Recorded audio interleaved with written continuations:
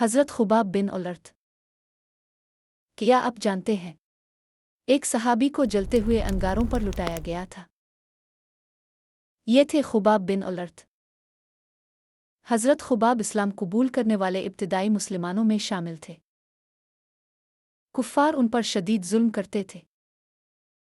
ایک دن انہیں جلتے ہوئے کوئلوں پر لٹا دیا گیا۔ ان کے سینے پر ایک شخص بیٹھ گیا تاکہ وہ اٹھ نہ سکے۔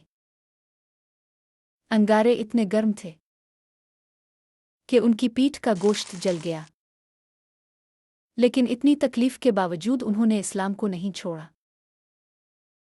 بعد میں جب انہوں نے اپنی پیٹھ دکھائی تو صحابہ حیران رہ گئے۔ ان کی زندگی صبر اور استقامت کی عظیم مثال ہے۔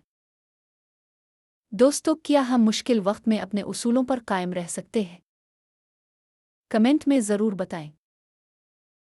اگر آپ کو ویڈیو پسند آئی ہے تو براہ کرم لائک، شیئر، کمنٹ، فالو کریں اور تاریخ وتھ احمد یوٹیوب چینل کو سبسکرائب کریں اور گھنٹی کو دبائیں تاکہ میری آنے والی تمام ویڈیوز اب تک پہنچ سکے۔